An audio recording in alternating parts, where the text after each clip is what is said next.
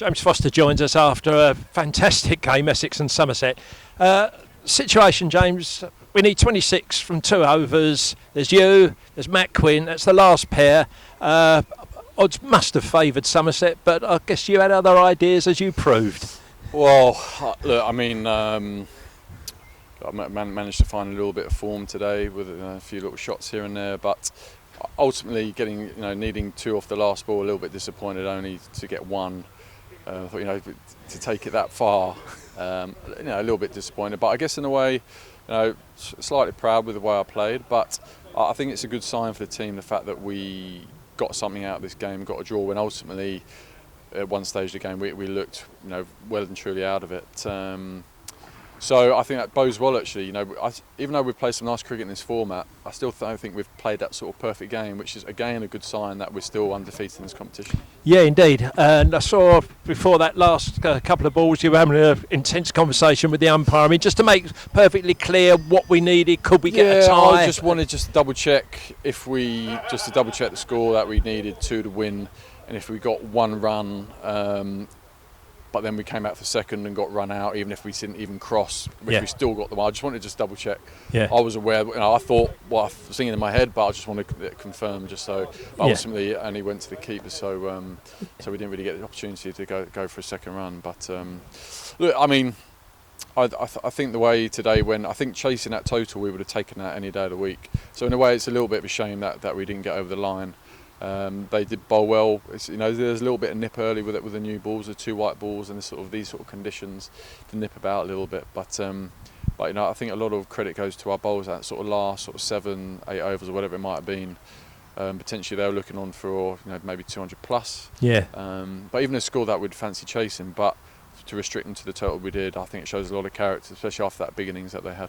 Yeah, little innings. Big partnership that they had. Well, yeah, frustrations, I suppose. In our batting performance, players got themselves in and then got out again without. Similar, perhaps, to what happened on Friday against Middlesex. It's great that we bat a long way down the order, but for people like you, I guess it can be a little bit frustrating when you're coming in at sort of 8 and thinking, well, I actually think I can do a job a little bit higher. Yeah, look, I mean, there's no doubt about it. I'd love to be batting higher than 8. I'm not overly. I don't aim to be batting that low, that is for sure. But we've got a strong batting lineup, and and that's the role that the coach and captain, ultimately that's my position in the side. So, I try and perform it to the best of my ability. You try and develop a skill set to that sort of position you bat. But it was nice to get a few out the middle of the bat today, and it's just a real shame. It's a funny sort of vibe in a way today. Like, obviously a lot of rain around, but I really fancy us chasing that. Needing a fraction over, 6 and over. Yeah. It was a bit of a shame, but look, we've got to dust ourselves down. Getting a point is still a good effort in the end, in the position that we're on. So, as I said before, it's a good sign getting something out of a game when we haven't played that well. Yeah, indeed, and the game says the value of people like you coming in at 8 with Napes at 9 as well. No matter how long the odds might seem, there's always hope, isn't there? Well, we've got wickets there, and people like yourselves with the experience there. You're not going to panic.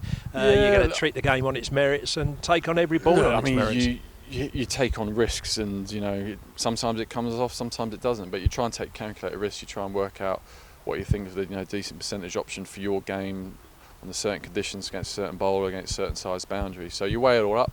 Sometimes it comes off, sometimes it doesn't. But it's I guess sort of chasing that total when we're in the sort of little pickle that we were was a little bit tricky. But I guess I managed to find a little bit of sort of rhythm, I guess, tonight with the bat, and managed to get going quite quickly and build up a few little partnerships there. But it was an interesting day. But I think I guess now it's about looking forward to that Kent game.